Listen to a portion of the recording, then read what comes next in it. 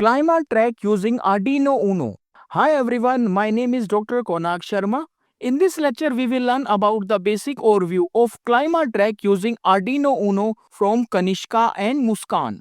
Upon completion of this lecture, learners will be able to understand about the basic overview of Climatrack using Arduino Uno. So, let's get it started.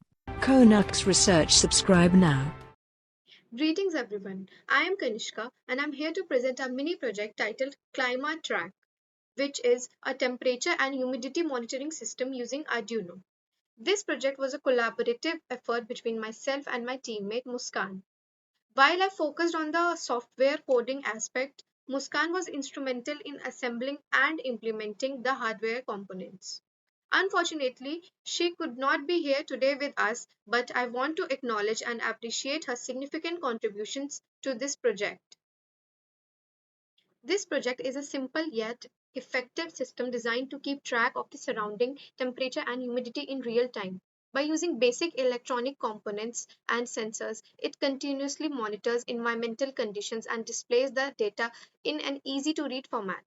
It's a small step towards smart and responsive systems that can be used in homes, farms, or classrooms to stay aware of the changing atmosphere around us. By leveraging the capabilities of Arduino Uno and the HT11 sensor, we aim to provide the real-time environmental data to users, facilitating informed decision-making and enhanced comfort. There are many solutions for temperature and humidity monitoring in the Indian market, but they fail to meet the criteria of being cost-effective and accurate at the same time. From our mini project, we aim to provide real-time temperature and humidity data with errors in temperature plus minus 2 degrees Celsius and errors in humidity with plus minus 5%, which is negligible for non-industrial purposes. We have built a mini project in less than 600 Indian rupees, which is comparatively lower to the other options available in the Indian market. The other options available in the Indian market are as follows. First, TAP-O-TP Link Smart Temperature and Humidity Sensor offers real-time notifications and integrates with smart home systems like Alexa and Google Home. However, it requires a separate hub for operation, which makes it really complex to use. The next example we have Instrucat's wireless monitoring systems, which are industrial grade solutions designed for environment like data centers. While they offer really high accuracy and remote monitoring capabilities, they come at a significantly higher cost and complexity. The other example in the Indian market is Tata Communications LoRa based sensors, which are targeted as enterprise level applications and provide extensive coverage and integration with IoT platforms. But the major drawbacks of these sensors are that they are not at all cost effective for individual or small scale use. Advantages of our project that it stands out are as follows. First, cost effectiveness. Utilizing readily available components ensures a low cost solution without compromising on essential functionalities. Second, real time monitoring provides immediate feedback on environmental conditions crucial for application requiring timely interventions. Third, scalability. The modular design allows for easy integration of additional sensors or features such as data logging or remote alerts. Fourth, user-friendly interface. The LCD display offers clear and concise information, ensuring ease of use for individuals without technical backgrounds. If we walk through our code, we have the code implementation as follows.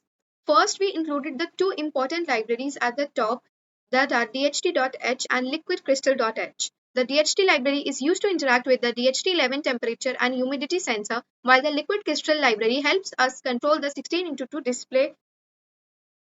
Next, we define how our LCD is connected to the Arduino. We are using digital pins 12, 11, 5, 4, 3, and 2 for RS, E, and data lines D4 to D7. These connections are passed into the liquid constructor.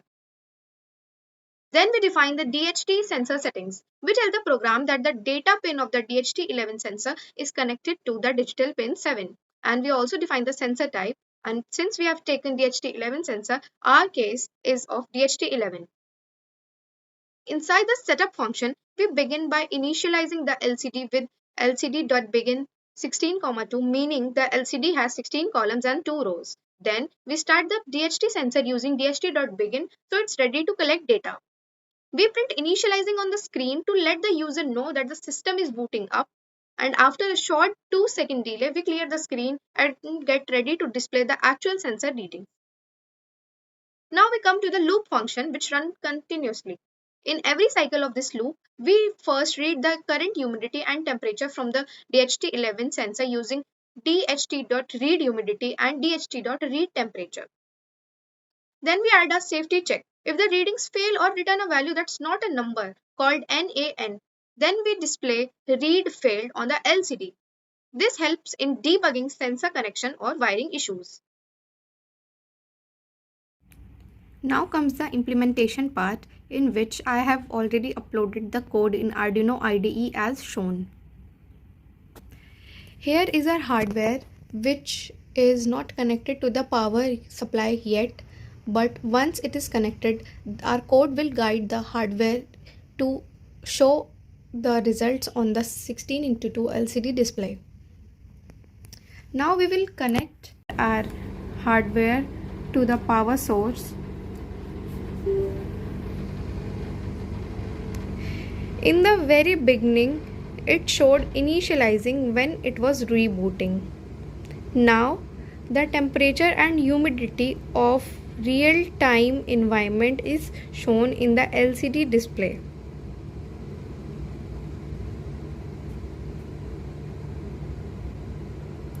One can easily see that it is updated every 2 seconds, which was already mentioned in the respective code.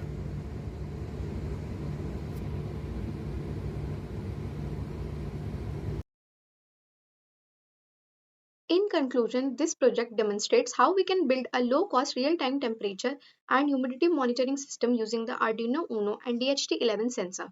It's not only a great educational prototype but also serves as a practical solution for basic environmental monitoring in schools, homes, and healthcare settings. What makes this project stand out is its simplicity, affordability, and effectiveness. We aim to promote the idea that small scale, real time monitoring systems can be both cost efficient and impactful, especially in a country like India where resource utilization is the key. I led the software programming and integration part of the project while my teammate contributed to the implementation and design. Together, we have tried to build something meaningful that bridges basic electronics and real world utility in an accessible way. Thank you. Finally, we would like to cooperate with you according to the best of our knowledge. Keep your feedback and suggestions coming. They help us to provide you quality work that resonates with your needs and requirements. Thanks much for sharing your kind suggestions. Keep healthy, keep learning, and keep growing. KONARK'S research. Subscribe now.